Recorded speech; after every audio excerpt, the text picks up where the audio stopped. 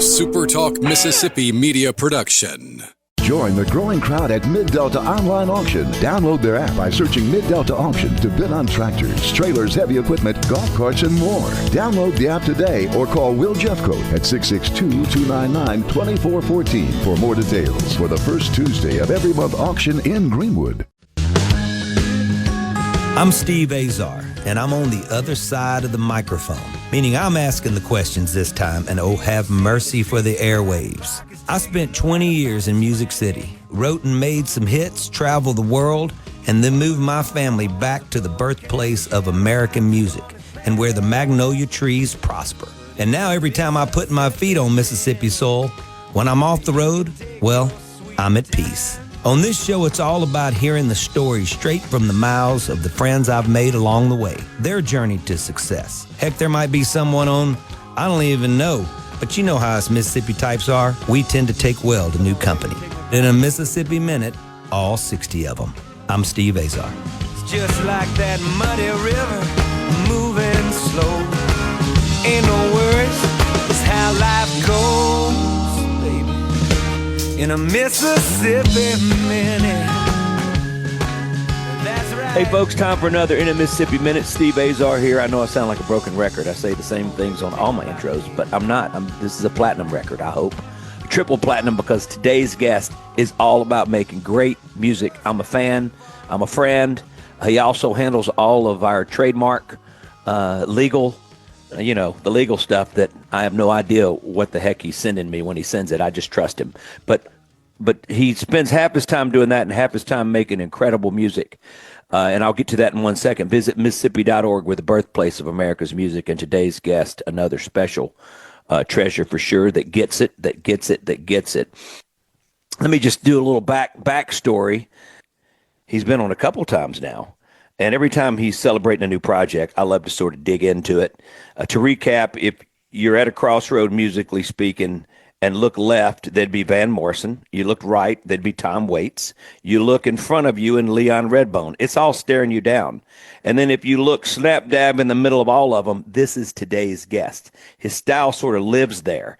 And it's just really unique and awesome, gritty, greasy, all the things that you'd want in an artist. Always just a little bit late, like a great drummer, but right on time, as we say. And he's a trademark attorney, like I said, a one-time bartender, because he likes to talk about that for some reason. Probably got a lot of stories and songs out of it for sure.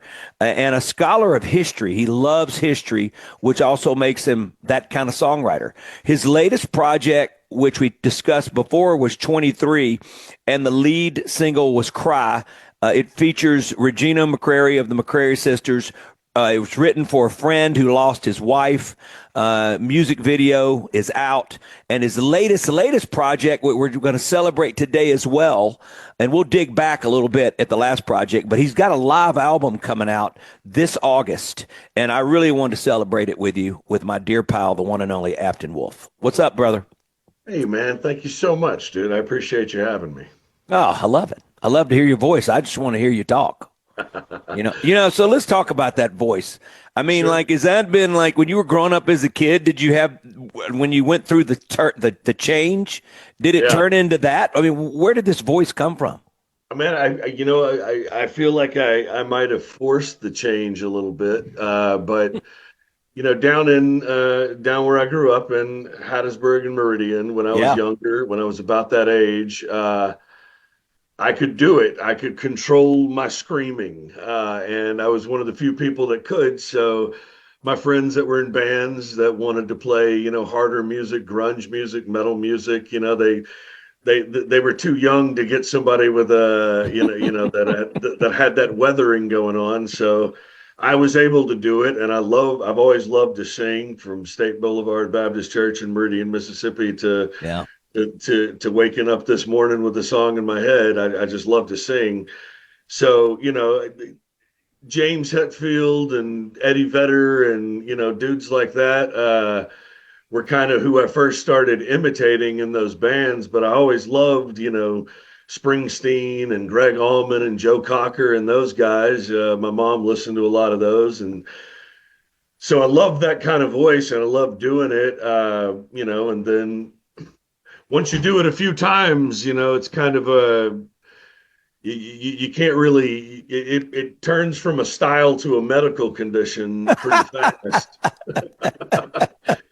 So there's no real way out of it. But Were you a smoker? I still am to this day. Oh, well, then there you go. Well, yeah, that probably Yeah, well, no wonder it you said it's self-inflicted. I got you. Yeah, it helps. I mean, that's my band will mess with me. They'll when we're out on tour, they'll go in and have a beer or get set up or whatever, and I'll sit in the van and do my vocal warm-ups, and they'll come out there and say, "Okay, did you do all your vocal warm-ups?" Yeah, yeah. Make sure you have a cigarette with them too. To make sure they stick, right? So. I shouldn't be laughing about this. I should be getting on to you right now. Well, yeah, I believe me. You just be a part of a chorus of people that either find it, deplorable or funny or somewhere in between. You know what I do? After I had throat surgery and in 2005, I learned to really sort of to talk. It was more about the art of talking and breathing and taking a break from a while and just stopping and shutting down and just learning for the first time really how to sing and where it comes from. Right. And so it took a minute, but she taught me all these vocal warm-ups. And my percussionist, Jason, I think you've met Jason, my sidekick. He sings all my backup on everything, always. Sure. And he goes, I can't listen to that anymore. You're in the back of the bus. I hear you. You're right there. We're going to have to talk about this. Like he said, it was just god awful. And then I'd start doing, and I know it was awful. It sounded just like, I don't even want to know. I can't even explain what it sounds like. I just know it irritates me. And so I know it's bothering him, but then I realized it bothered him. So then I was going like, oh, I'm going to make sure I'm closer to the door. I may crack the door open. I may open his little blind in his bunk and I drove him crazy. I still drive him crazy.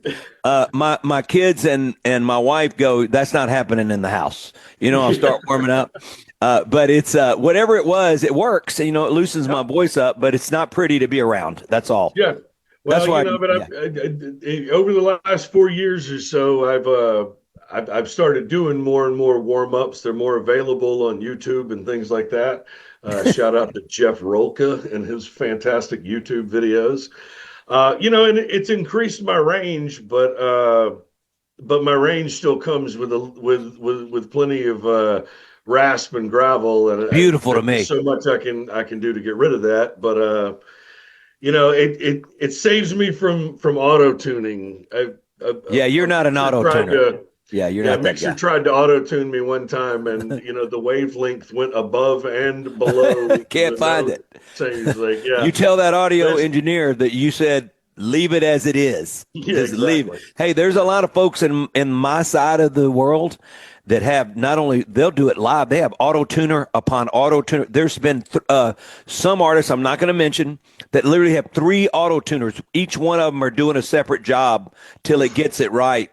They make a tremendous records. They sound so good, but singing live it's a mess, and they have to be I guess compromised. Well, in this moment, that we're all dealing with, everybody's affected by it one way or another, for better, for worse, or just by hearing about it so much. With all the AI and things like that, like, I don't know. I've never been a big fan of all that stuff.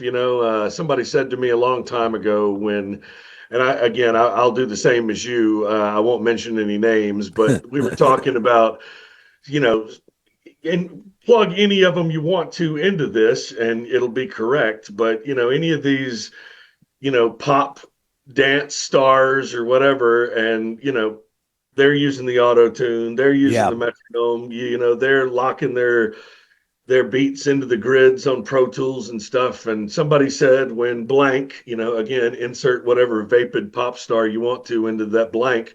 But when blank can do it perfectly, then perfection is no longer the goal. And that really kind of touched me, and growing up in Mississippi, I grew up around those kind of crackly records, going through the tours of the Jimmy Rogers Museum, or when my granddad would take me to Clarksdale, and I liked that crackle. I liked that, occasional pitchiness that showed some vulnerability and showed some spirit and stuff. And AI will never be able to do that. No. And the human ear doesn't necessarily want to feel what that Yeah. is. And You can't. also, the birthplace of America's music, you're talking about the father of country music, the king of the blues. You're talking about everything, the king of rock and roll. All of that had imperfections to it that the world was inspired by. So Right. I don't think that Mississippi ever got it wrong. Let's take a quick break. We're with Afton Wolf. His new live album is out in August. What's the date, Afton? August 25th. Yeah, baby. I think by the time, this will air probably a week before. So you guys put it on your calendar. Visit Mississippi.org. We're going to figure it out in a minute. Don't go nowhere. Mississippi's got another just very cool act in Afton Wolf. We'll be right back.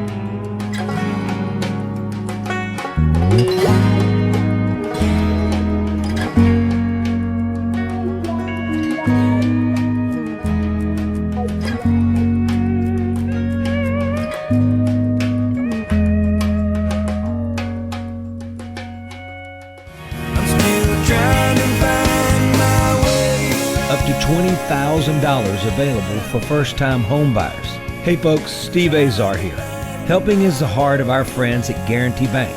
They offer programs like the Home Buyer Equity Leverage Partnership Grant that can assist qualified first-time home buyers with up to $20,000 towards down payment and provide home ownership counseling to empower you on your journey. These funds are first come, first served. Learn more about this program and to apply now, go to gbtonline.com. Guarantee Bank, member FDIC.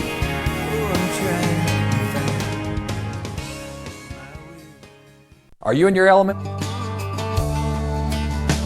Flying down that levee road, trying to see how fast you go.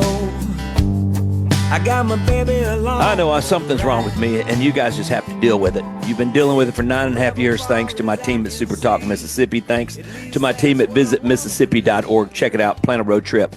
Between the music, the food, the pottery, the arts, Morgan Freeman, James Earl Jones, let's just keep going. I mean, we can go on, Jim Henson and the Muppets. I don't know what else I need to tell you, but visitmississippi.org celebrates all of that. And today's guest, no exception to the fabric, just another woven piece into the fabric of our Mississippi music legacy and history. And he is the real thing. Afton Wolf is a pal. So Afton, let me talk to you real quick about this live record. First of all, let's celebrate it. And I'm going to look in a minute and see exactly what day this is that we're airing it, even though today's not the day. You know what I mean? Talk to me about the live record and what's going on. What inspired you to do it?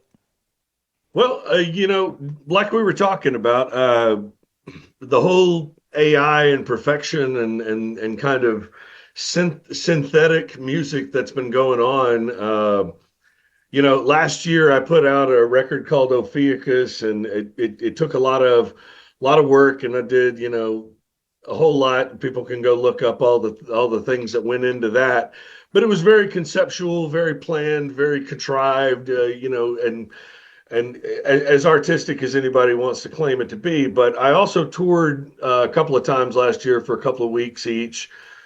And one of the places I was going on tour was this place outside of Boston called the Fallout Shelter. And it's just an amazing venue run by amazing people. And they put a good crowd in there. They've got a great reputation for curating a great show. They've got a 5-camera setup and a professional audio setup. And, wow. I got hooked up to it through some connections to David Olney, the great Nashville singer-songwriter who passed in 2020.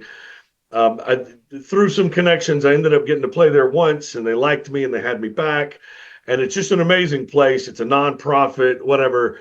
Look it up, the Fallout Shelter in Norwood, Massachusetts. But when I was booking the tour to go through there in the summer, I started conceptualizing the idea of doing a live album. They've done, maybe a half a dozen in their history, like live album sessions, and they've got all the gear, they've got the personnel, they've got the equipment to do it. So I started planning it, and things, as you well know, when you get on tour, things can go a little bit pear-shaped, and this happened with our bass player ending up having to drop off of the tour before we got there. So Bass players, go figure. Go ahead. Don't get me started. We Go ahead. won't All right. mention names again. Yeah, come on. They got 4 strings. I mean, come on. They're what are they? 2? What do you call it? 2 strings short of a. Anyway, go ahead. A real guitar. Yeah. Being a musician. No, I'm kidding. Me too. No, my bass players are the most valuable people that I've. I agree. I'm just. But you opened the can there. I had to go. I had to dive in a little bit. Good. Yeah. Don't get me started on drummers. No. Anyway. Things, kind of, I had to scramble to staff it. But luckily, this guy, Connor Quigley, who actually works at the Fallout Shelter and has seen me a few times, I got him charts, and he's just an incredible musician, and he nailed it. Wow. My buddy Seth Fox, who plays what I call the divorcee garage sale. He plays guitar, clarinet, saxophone, flute, and sings. Oh, that guy. Yeah. Yeah, and he's just got it all spread out around him. We love and hate those guys. You know what I mean? What were they doing growing up? Have one that'll do it with you. Yeah. Well, you love them, but you hate them because they're so good. Like I tell Seth, I love him as long as I can afford him. Yeah. If he starts charging by the instrument, then none of us can afford him. Don't even bring it up. Yeah, absolutely. That's a good way to get. So this album, so they got it set up in there to record. To record, yeah, and then they do a beautiful video production. But this was the first time I did the live album production. But it was great. My buddy Alan. Oh goodness. Sorry. I got Alan buddies. Bailey. Sorry, yeah. That's all right. Alan Bailey from New Orleans came up and played keys with us. Madison George flew in and played drums with me. He's been one of my regular drummers, probably my most reliable regular drummer that I've used. He came in and played drums. Connor on bass, and Seth on the divorcee garage sale. Did you get a little? Sorry to interrupt, but I'm curious. Yeah. Did you get some practice time in with everybody, or everybody have charts and just? Earlier that day, we did. We got to go over 3 or 4 of the ones that Connor had never played. But that was about it. You know what? This wouldn't work for 98% of the music world, but it'll work for 2%, and you fit. It was it was fun and beautiful, and you can hear a lot of I don't know. If you've listened to everything I've ever done and memorized every part, maybe you'd be able to pick up on the times where we flubbed or whatever. But these guys are all such professional musicians, such great. It's communicating on stage. So much of the time. Sometimes it's like, doing this rehearsed thing that everybody's, drilled into their heads and made into muscle memory. But in this case, it was 5 guys having a conversation with instruments, revolving around these songs that I had written. I love it. A couple other ones. I did a cover of Edie Brickell's "What I Am" that's on the record. Wow. Again, with no practice, so it was very much a communication of just kind of this A-B part where we're kind of like signaling to each other. But it was great, But what I love about albums, and especially live albums, is that you're really taking the moment and cementing it, and hopefully into some longer period of time. Sure. Think about something like Allman Brothers at Fillmore East or Johnny Cash at Folsom Prison. Exactly. And you've got a snapshot that's eternal. Sure. And that's what I was hoping to do, and I love the way it sounds. And like I've said a couple other times, if these mistakes, quote unquote mistakes, would have happened in the studio, I probably would have kept them all. So there's not much. Yeah. I love that about you. Let me ask. So you air August 20th, by the way. Today, everybody, is August 20th. That's what I mean. I forget that I'm taping. But anyway, August 20th, days, yeah. and 5 days, your album's going to be out. So, folks, you can go and pre-save it, right? So yes, now you have 5 days to pre-save before. What's the live album titled? After the Wolf and the Snake Hunters, live from the Fallout Shelter. Wow, that's a lot. I like that. The Snake Hunters. Yeah. Well, I just watched this cool documentary about the last caste system in India, and at the end of one of the scenes, these guys that just walk around the desert playing the punji flute to charm the snakes. he says at the bottom of this, or, translates, you read at the bottom of the screen, "We hunt snakes, we make music, we are very happy." And I just thought that really summed up what I wanted out of my life. It's almost like Nathaniel Ratliff and the Night Sweats. That's better. We have these guys, friends of mine down here that were in law enforcement, and they raise money every year. It's called the Snake. They're the Snake Grabbers, and they had a show on. And I'm telling you right now, and they keep going, "Steve, you got to come." I said, "You guys are absolutely out of your minds. I'm not coming to play with that. Give me a break." But they're going to love they may they may endorse you, or they're going to have to bring you in next year to be the entertainment. That's what's going to happen. They might file a cease and desist for trademark infringement. Yeah, well, they bring a band in every year. You're the guy. I'm getting on the phone today, and I'm going to make that happen. And you can keep your 10%. How you like that? I love it. Okay, so that's going to be one more time the name of everything. So it's Apton Wolf and the Snake Hunters, live from the Fallout Shelter. And you can save that right now, and I'll pre-save it everywhere you stream music. And I know you guys aren't downloading anymore. Well, some people download in the world that Apton's in. But most of the rest of you just are, you're paying your subscription. And am I sounding like I'm getting mad at you for any reason? I'm not getting mad. We're grateful. We'll take a break. Visit Mississippi.org. Celebrates everything. Folks like Apton Wolf grew up down there in that Hattiesburg area. A lot of great music has come from that world. Meridian, the whole scope of things in Mississippi, once you even start heading south before you get to the border of Louisiana. And you obviously know what happens in Louisiana, what happens in Alabama, what happens in Arkansas for me over here, and Louisiana, how it wraps. But the bottom line is the music history is special, but none specialer than Mississippi. Go to visit Mississippi.org. We'll be right back with Apton Wolf. I'm Steve Azar.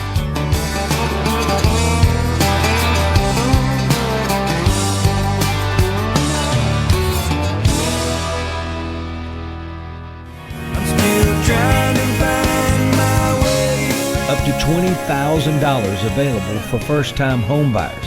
Hey folks, Steve Azar here. Helping is the heart of our friends at Guarantee Bank. They offer programs like the Home Buyer Equity Leverage Partnership Grant that can assist qualified first-time home buyers with up to $20,000 towards down payment and provide home ownership counseling to empower you on your journey. These funds are first come, first served. Learn more about this program and to apply now, go to gbtonline.com. Guarantee Bank, member FDIC.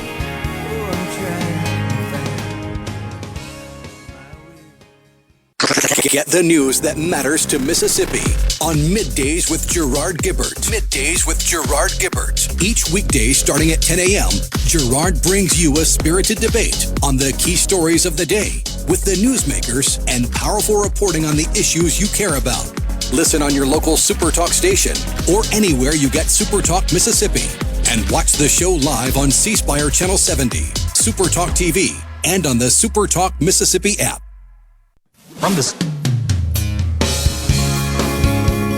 In a Mississippi Minute with Steve Azar, right here on SuperTalk Mississippi.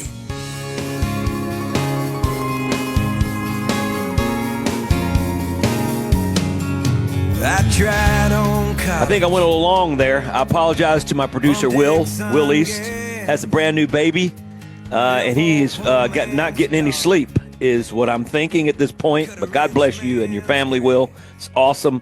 Visit Mississippi.org. Thank you guys. Bless you guys for allowing me to run my mouth into my 9th year. By the time we get to Christmas, we're going to be completed 10 years. And that means we're all 10 years older. And that's the part that I'm a little confused about, because the first 20 years of Apton Wolf, who's my guest today, life took 70 years, the way it felt. The next 20 years took 20 years, and these last 20 years have taken 4 years. That's what it feels like. So anyway, if you know what I mean. Apton Wolf is my guest today. His live album is out in 5 days. Today's August 20th. In 5 days. Also, this will re-air on the 23rd, so it'll be 2 days. So we're getting closer to the countdown, but you can pre-save it everywhere you stream music and listen to music. Apton is a Mississippi, just a treasure, man. And I know I use that word a lot, but I use it because it's deserving. and Afton is definitely deserving. Afton, let's talk about your geographical landscape of growing up. You and I have discussed this a little bit over time. I listen to what you do, and it reminds me of so many of the great artists of Mississippi. Obviously, it's affected me greatly. I would have never done this. There's no way, if I grew up anywhere else in the world except for here, that I'm doing something else, and it just wouldn't be right. The history of the South and Mississippi particularly, how it's influenced your songwriting. Yeah, well, it's one of those things where, I moved up to Nashville in 2003, and I think that's when I finally discovered Mississippi, if that makes any sense. I get it. I get it. Because you come up here and, Nashville's a great place, but like I tell people a lot, it's kind of an outpost for the song, right? Like people bring the song from all over the world to Nashville to trade it. But you can't really find it in Nashville. Like I tell people when they're first moving here, there's no gold in Nashville unless you bring it here yourself, right? But when I got to Nashville, I realized how lucky I'd been to come from such a rich place musically as Mississippi. Mississippi's had its problems and things like that. And as a young man in his 20s, you're kind of rejecting and fighting and opposing, some of your upbringing and some of the other things that seem a little bit more surface level, and not really appreciating what's deeper in there. But, when I got to Nashville and realized how influenced I was by, Hattiesburg, Meridian, New Orleans, biggest city in Mississippi, next to Memphis. Next to Memphis. Memphis and New Orleans, right? How influenced I was, how lucky I was that my granddad took me to Clarksdale, that I grew up in Greenville, that I went to elementary school in Meridian, and that we go to the Jimmy Rodgers Museum every year. When you're a kid, you're just kind of like, everywhere in the world's probably like this, and they probably all have, museums of their great music and things like that.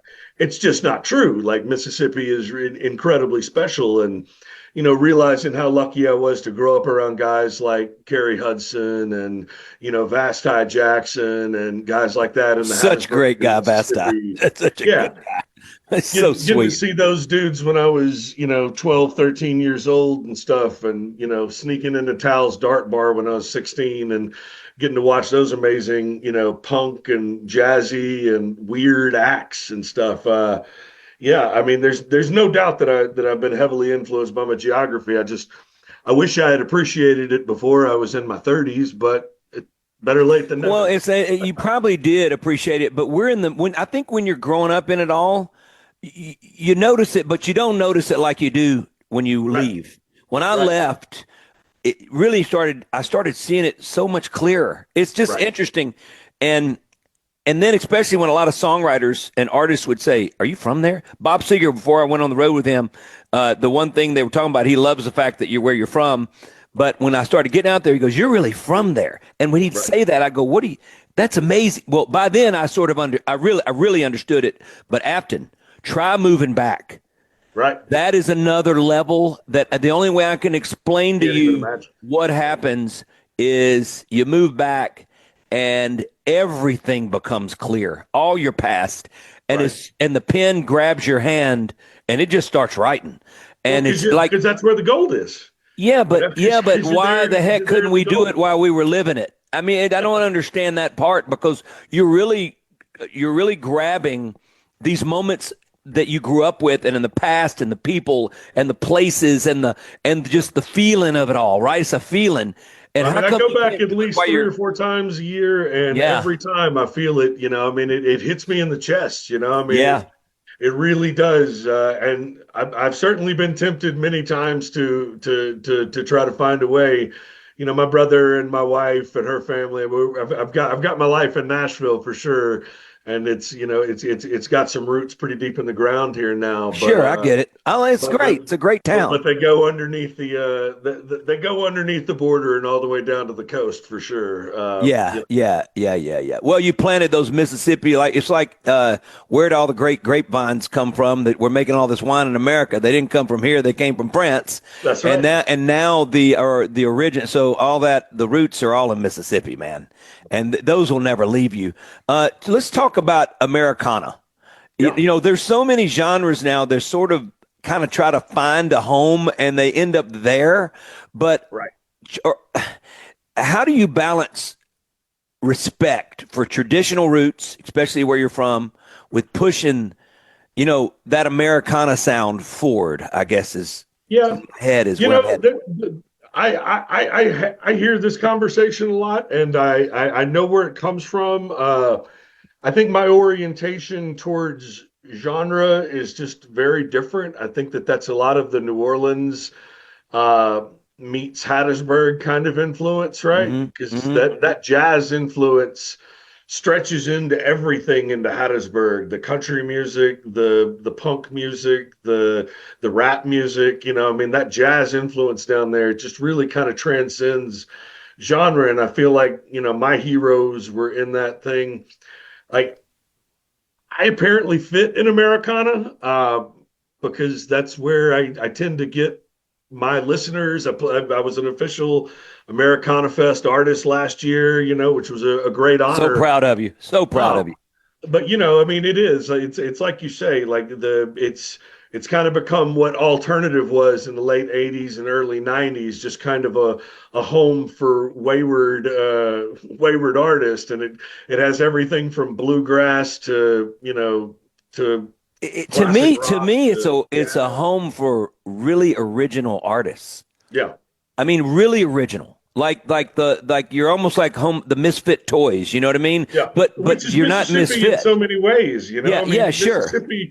Every genre of American music other than hip hop originated in Mississippi. I wouldn't doubt it. I wouldn't doubt if hip hop had something. You think about James Brown. I know James Brown was I'm just thinking about the scales and stuff. I know James Brown's not Where's James Brown from, actually? Let me do a Google. Do you know where he's from? Oof, don't start me live. Where is James Brown from? Let me do this live on the air while we do this. He is from South Carolina. Yeah. So there you go. But the bottom line is Southern thing, I think, that happened. Let's take a break before I get off the way beaten path and I start saying things that are really stupid. Visit Mississippi.org. There ain't nothing dumb about that. That is as gold as it gets. You can plan a road trip around your Mississippi. You can eat your way around Mississippi. Our friend Lena down here in Cleveland, Mississippi, Michelin mentioned, makes some of the best pizza on planet Earth. Her husband, Rory, takes some of the greatest photographs you've ever seen. And what a couple down in Cleveland, Mississippi. Afton Wolf's got a live album out in 5 days. And if it's Sunday, this is airing in 2 days. Pre-save it. Get ready. We'll be right back with the wonderful Afton Wolf.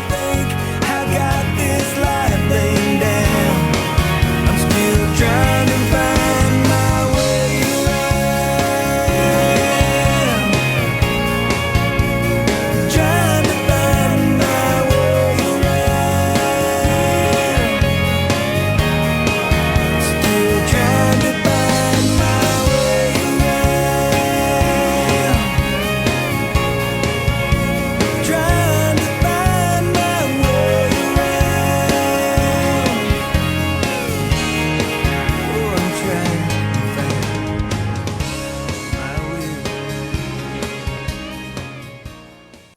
Get the news that matters to Mississippi on Middays with Gerard Gibbert. Middays with Gerard Gibbert. Each weekday starting at 10 a.m., Gerard brings you a spirited debate on the key stories of the day with the newsmakers and powerful reporting on the issues you care about.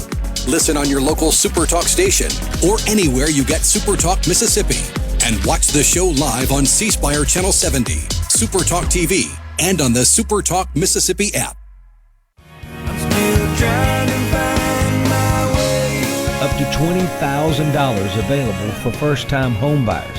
Hey folks, Steve Azar here. Helping is the heart of our friends at Guarantee Bank. They offer programs like the Home Buyer Equity Leverage Partnership Grant. that can assist qualified first-time homebuyers with up to $20,000 towards down payment and provide home ownership counseling to empower you on your journey. These funds are first come, first served. Learn more about this program and to apply now, go to gbtonline.com. Guarantee Bank, member FDIC.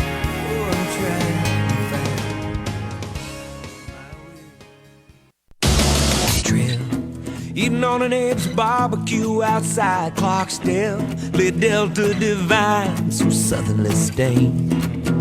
It was all I could do once she confessed her name. Was say, hey, little Laura, I've been desperate for you. Took forever it seemed to find you. Less than a second for me to adore you, I hate when a Mississippi Minute comes to the final segment because it's shorter than the rest of them. And sometimes when I'm talking to a guest like Apton Wolf, I get a little sad because I don't want it to end. But then again, I got something to do. He's got something to do. Visit Mississippi.org is what you want to do. Check it out. Plan a road trip through your Mississippi. We've got some of the greatest trails. I'm grateful to be on the Country Music Trail. It's incredible. Go to visit Mississippi.org.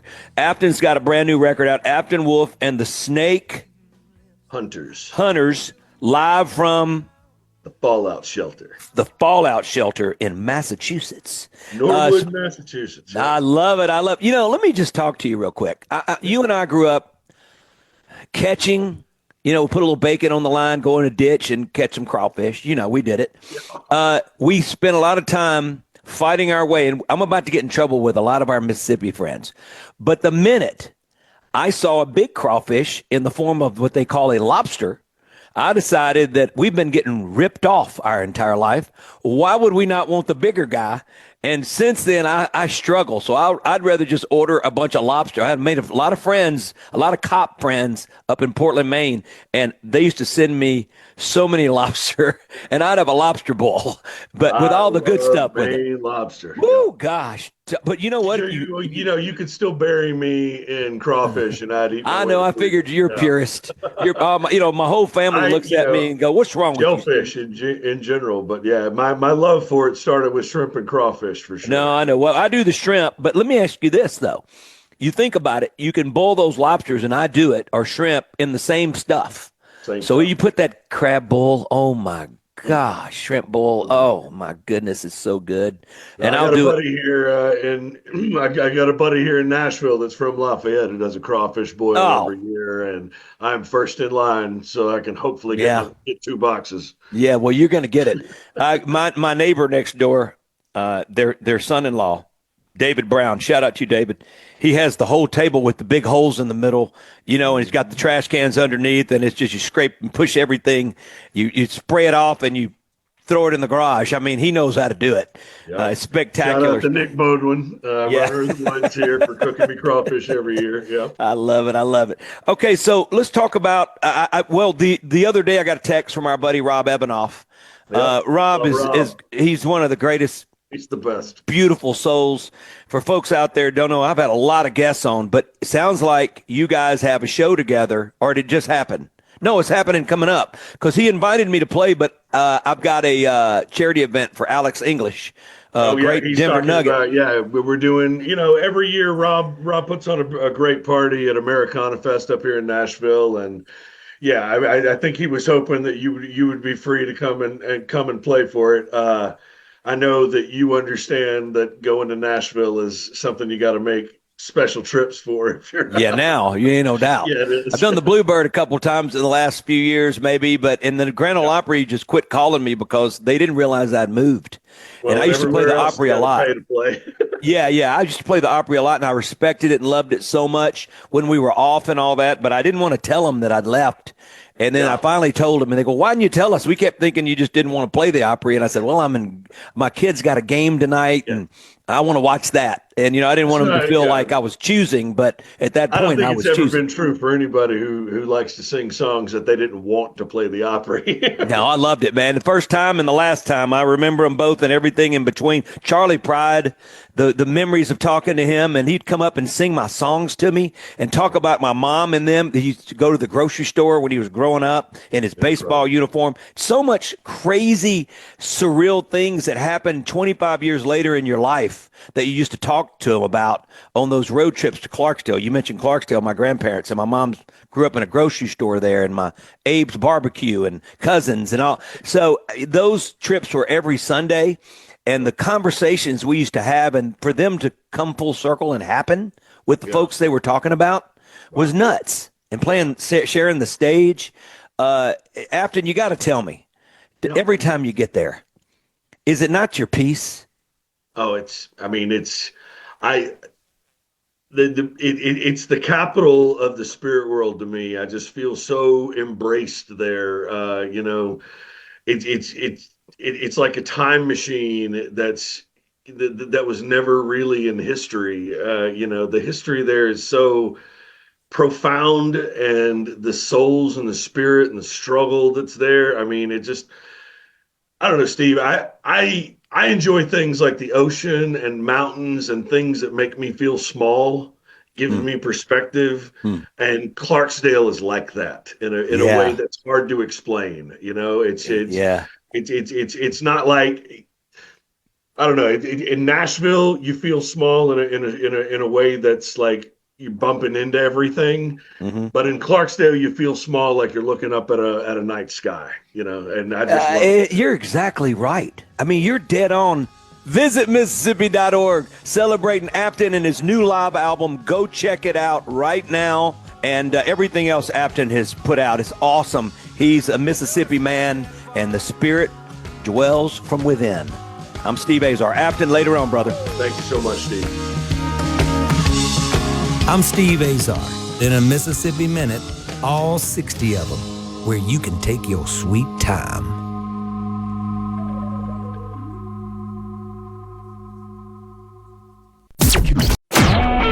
A SuperTalk Mississippi Media production.